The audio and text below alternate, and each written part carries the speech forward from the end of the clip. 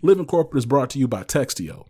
Today's top talent is everywhere, representing everyone, and our work environment should reflect the level of inclusion to meet that standard. Textio achieves this in building more equitable company cultures through the language we use in our job postings. That culture is formed one hire at a time, making the words we use to reach more diverse candidates all the more important. Our advanced language insights and employer brand content is what drives our mission of inclusion. Through our industry-leading application of artificial intelligence and machine learning, we're able to widen companies' reach in finding and building upon the very diverse talent that empowers a culture of belonging. Every door should be open to every qualified job seeker. Again, that's Textio.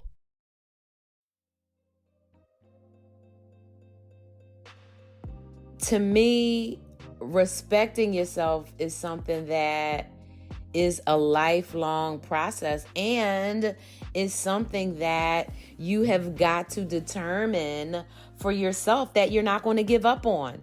And as you know, I'm thinking about how I am working and talking through and living through not giving up, and what does that look like in this moment, and specifically what does that look like for white people when white people have had enough.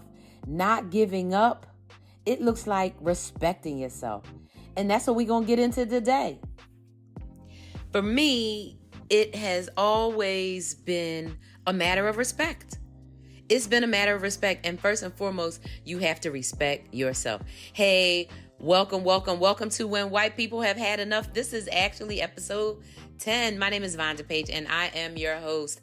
My whole reason I am here, y'all, is because I am a mentor. In fact, I'm a radical results mentor. In fact, I am the CEO of Radical Change, a revolutionary coaching and consultancy that focuses on advice and guidance so you can grow and thrive. However, also our underlying mission, the underlying reason that radical change exists is to alleviate anti-Blackness. And I know that has to be tackled in a whole lot of ways. And I'm using my gifts, my talents, my skills, my brilliance, my boldness, my badassery, as my mentor, Dr. Avis, calls it, badassery, to do my thing, right? And my thing is to really drive radical change, really get down to okay, what are these issues affecting us? And let's talk about them, right? And let's really not just talk about them, but let's be about them. Let's work on, what do we need to do and how do we need to do it? And so when I think about, the last couple episodes thinking about, tenacity or not giving up or persistence.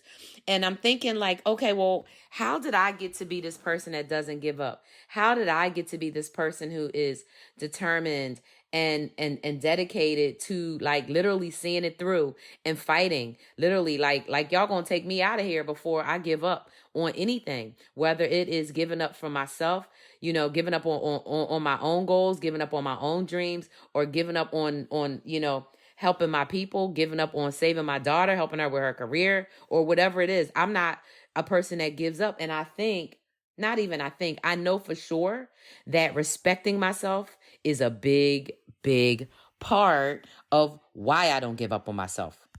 And I'm going to tell you, not giving up is hard. Not giving up is hard. I think giving up is easy, right? And I think the consequence is how you feel after you give up. That might be difficult. But not giving up is hard. It's hard to stick in there when things are hard. And, when I think about my life and all of the challenges that I've made it through, all of the violence. So first and foremost, right, I'm a 53-year-old Black woman. I grew up in Philadelphia. I grew up in an abusive household, physically, emotionally, psychologically. I grew up in America. So that means I grew up conditioned to believe that there's something wrong with Black people, that there's something wrong with me, the way I talk, the way I walk. And so my family was a very white-centered family. Even though my family is Black, my family wanted to be as white as possible, to fly under the radar, to not make people mad, to skip and grin as much as possible without having to skip and grin in front of white people and just, suck it up. And so when I think about the adults that I grew up around who had, good jobs, white collar jobs, knowledge worker type jobs, jobs in medicine, accounting, finance, things like that, right? And having jobs working in public works like, for the city, the state, or the federal government, and having good jobs and wearing suits every day and seeming to, kind of like today, right? 40 years later, seeming to say, okay, well, I get to go home and live my life in the suburbs. My life is no different than white people. Well, no, that's not true, because if your life was no different, you would be getting paid the same. If your life was no different, you'd be able to move into any neighborhood. If your life was no different, your neighborhood would look just like the white people's neighborhood. If your life was no different, then you'd have black grocery stores and black pharmacies and, black construction and black insurance and all these other companies, right, within neighborhoods and communities like you have in white communities. And so, right, we know that, the life of living and growing up while black and growing up while white are two different things. We know that those experiences, whether you are poor or not, whether you are disabled or not, whether you are queer or not, makes a difference in terms of if you grow up black versus if you grow up anything else in this country. And I'm going to put it out there. It's not even just black and white. It's the adjacency to whiteness. It's the complicity to whiteness. It's the, how much are you willing to sacrifice your own identity and adopt whiteness for the comfort of white people and ultimately what you believe is your own survival, but what is really, your own choices as to how you want to survive. And so there's always a choice that you have. But for me, my choice has always been I have to respect myself. And so no matter how bad the consequences have always been for respecting myself, no matter how bad the punishment has always been and the backlash, that I learned to respect myself. And I think not only this song, but Young, Gifted, and Black. And, there's just so many things I can think of, from my childhood that just was like, these songs are true because these black people are singing them and these black people are hanging in there and they believe it because somebody sung a song like this to them. Somebody prayed for them. Somebody put in this work and helped them to develop this hope, that helped them to develop this faith, that helped them to develop this love for humanity, that they will pour out their soul for humanity in their art and bring it to the world and say, respect yourself, right? Because if you don't respect yourself, nobody going to give a good cahoot. So when you relinquish your respect for yourself, that's why people don't respect you. That's why I think it's funny about how black women get treated in our world, in our society, in our, country, especially. Black women get treated like garbage. And black women get treated like garbage, I think, on one hand, because we respect ourselves and because people know that, black women respect ourselves. And so they try to come up with all these narratives about why black women don't respect themselves. And they come up with these names and tropes, the welfare queen, the hoochie mama, the hood rat, all this and all that, blah, blah, blah. That's because black women respect ourselves. We respect ourselves enough that we're going to be who we are and we're going to deal with it. Right now, those of us who don't respect ourselves are those of us who are trying to adopt as much whiteness as possible so that we can avoid the punishment and the pain. Because I understand that.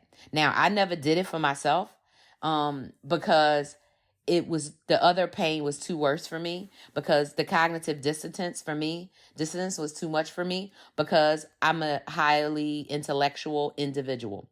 For those of you who are listening to me for the first time, I grew up in Philadelphia and I started reading the newspaper at age 5. The Philadelphia Inquirer, the New York Times, the Chicago Sun-Times, the Chicago Tribune, the Wall Street Journal, the New York Times only on Sunday, but the Bulletin and the Inquirer, Philadelphia Bulletin, Inquirer every day. The Daily News was not considered a newspaper as far as my grandfather was concerned. And I did the puzzles, and I had to read the A, B, and C section. Sports section, I didn't, that really wasn't the section that I needed to read because we watched sports on the weekend, like live sports.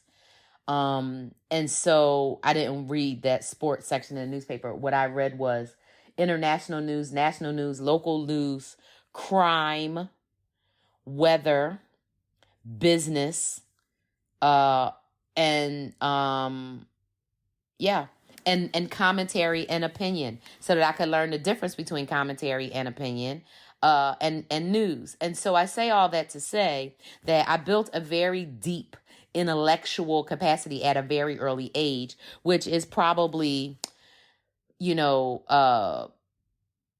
maybe it's unfamiliar to people. Maybe it's unfamiliar to people knowing Black women with similar experiences as I, but I can tell you as a 53-year-old Black woman who knows plenty of Black women in their 30s, 40s, 50s, and 60s,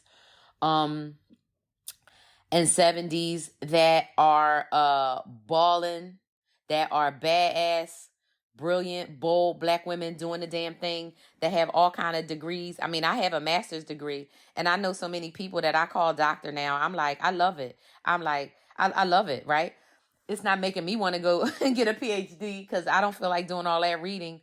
I want to talk, and I want to share with people, right, the messages that are going to really support how we make a better world. And so, when I think about respect, and I think about this song, and I think about Aretha's song, and I think about all of, the messages around respect that I got at an early age, even though I wasn't being respected in my house.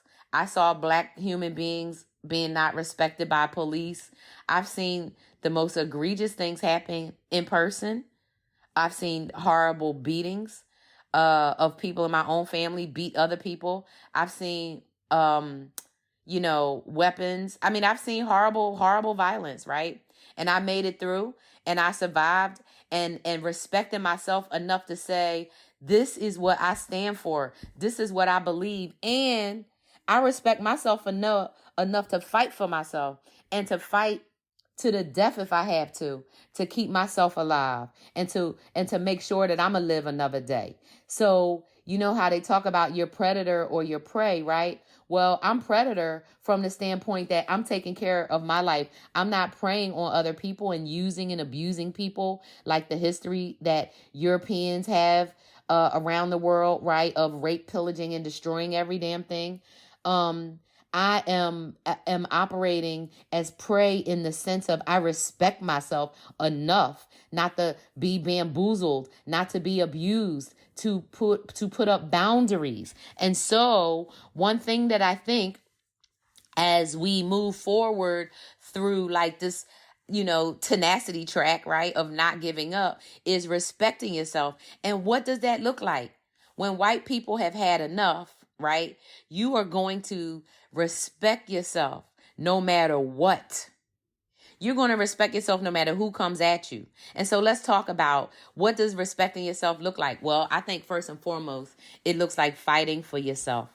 Period. I think about fighting and getting in actual fist fights. I have been in a lot of fist fights, and I'm not proud of it. But every now and then, people that knew me or have witnessed me in fist fights will talk about it and be like, oh my God, I remember the time. And I'll be like, no. And then once they remind me of it specifically, I do remember it. And I think about every time, right? If what I always remember is why the fight happened as opposed to the fight itself. And I remember it was because, somebody pushed me, or, they pulled my pants. I remember wearing a tracksuit and having my pants pulled like down my butt, and I remember turning around, pushing a person, knocking them down on the ground and kicking them square in between their legs. Like with a two-piece. Because you gonna pull my pants down? What the hell? I've seen other people get their pants pulled down and they just pull them back up and keep on walking. No, ma'am. No, sir. You are not going to disrespect me and not get something added. I think about there's Delroy Lindo did a interview years ago with somebody, a newscaster or some commentator or person, and the person was asking him about saying the N-word. And he said, who said you can't use it? Who said you can't say it? Who said that you can't say the N-word? Okay, you can say what you want to say, but the consequences are going to vary depending on who you say it around. So the same person that thought they could pull my pants down without me, fighting them, right? Thought that they could do the same thing to me that they did to the other person, because the other person didn't respect themselves enough to fight back. Now, I realized, because I've been in therapy for years and years and years, that there's different responses to trauma. There's different responses to fear, right? Some people is fight, flight, fawn, and freeze, right? So fight is dukes up, right? Flight is you run away, right? Fawn is you try to like be super delicate and like subservient and hoping that the person won't hurt you more, right? And freeze is like you just get stuck and you just like don't know what to do. Now I'm gonna tell you, I have responded in all four ways depending on the type of trauma, right? So for example, in the workplace, I don't fight with my fists. I have never hit anybody in the workplace, and I almost got hit by 2 white men at work. That's a story for another day. But I've never hit anybody at work. I put my arms up to defend myself because somebody came at me. But I've never had to fight and been in a physical altercation at work, even though I knew I was about to get hit a couple times and choked. However, I know what it's like to freeze, right? Is when you are so stunned and you're so shocked that all you can do is just stand there or sit there or lie there or be there and just try to exist in the space. Okay. And that happens to a lot of people because they haven't been taught, right, how to make that happen. And even if it's something that you haven't learned, right, it's something you can learn. But the thing to learn is that respecting yourself, sometimes that's going to mean you have to fight. You're going to have to fight for what you believe in. You're going to have to fight for what's right. And so today, I think when white people have had enough, you are going to respect yourself enough to figure out what you need to fight for. And I'm not saying you got to fight for everything. I'm not saying everything is worth a fight. I ain't saying dukes up, dukes up. Listen, I tell people all the time, I'm from Philly, right? We got a bunch of funny things we used to say when I was a kid. My name is Millie. I'm from Philly, right? My name is Bess, right? Don't take no mess, right? Because it's a fighting kind of a thing, right? I mean, Declaration of Independence, even though, we know who it was for and all of that.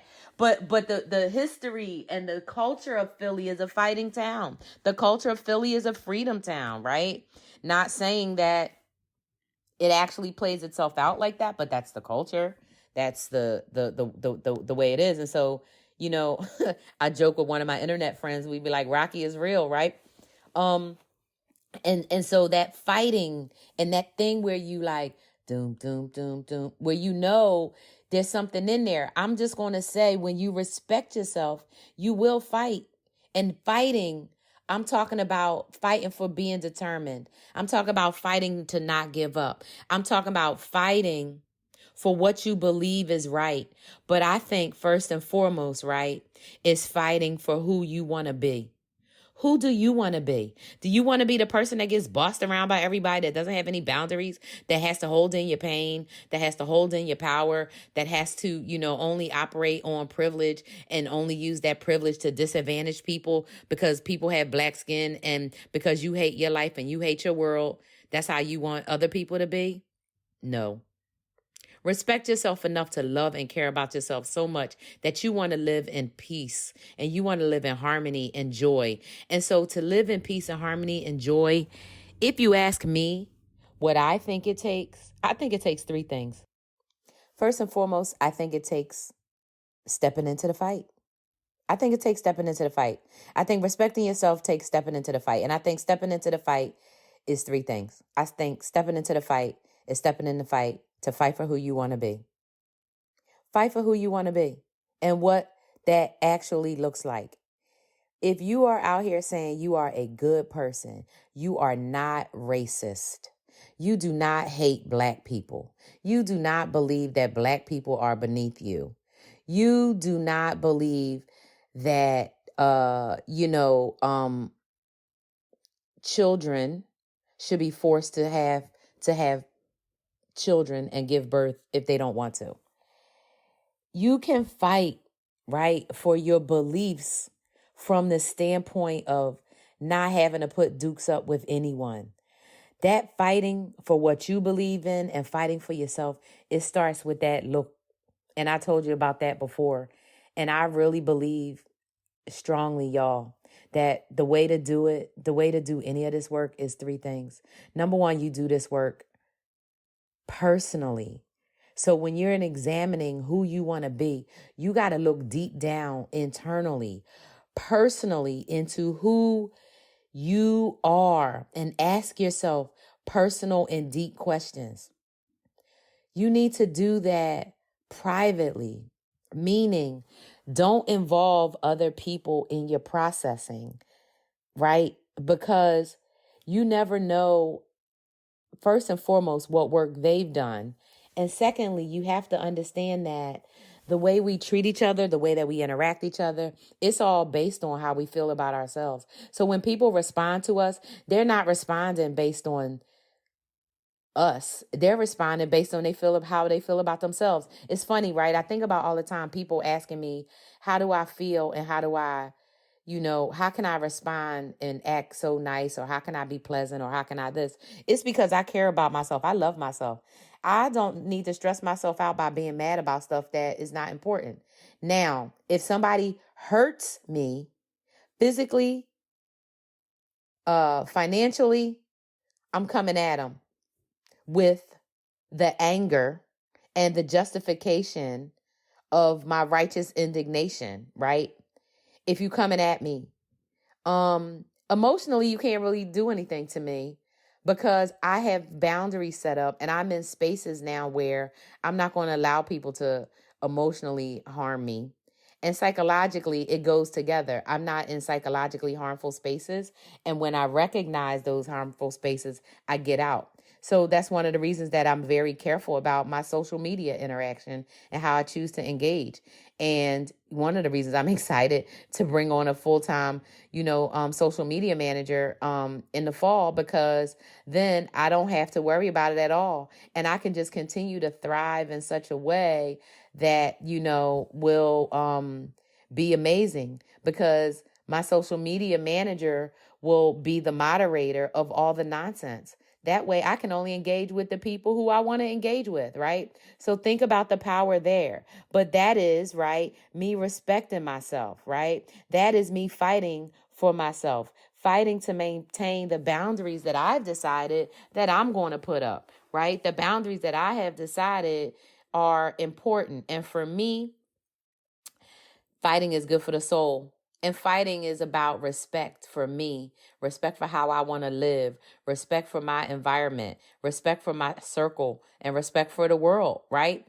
And so my advice today for white people, when you have had enough, you're going to respect yourself. You are going to not give up in respecting yourself. And that might mean fighting. Fighting's good for your soul. It's made me who I am, for sure. And I only fight for the good. I only fight for the right. I only fight when it's necessary, right? But by any means necessary, I'm going to fight for my freedom. Because as Asada Shakur said, right, it is our duty to fight for our freedom, and it is our duty to win. We have nothing to lose but our chains. And so, white people, when you have had enough, you're going to fight for your freedom, and you're going to lose your chains, and you're going to realize that we are bound in the same chains. We bound up. You just don't realize it because of the conditioning, because how we've all been conditioned, what we've all been bred to believe. It's all the same. It's just a matter of, did we have competing messages? Did we have competing voices, right? To drown out all of that. I fortunately did. I had amazing voices. I had the best of the best. I had bold, brilliant, badass Black women teachers most of my public school career and part of my academic, my higher education, my college, undergraduate, and graduate. But I have the beauty and the blessing and the bounty and the absolute pleasure of having Black women as my mentors in business, in media, in all sorts of things. And I just couldn't be more happy about that.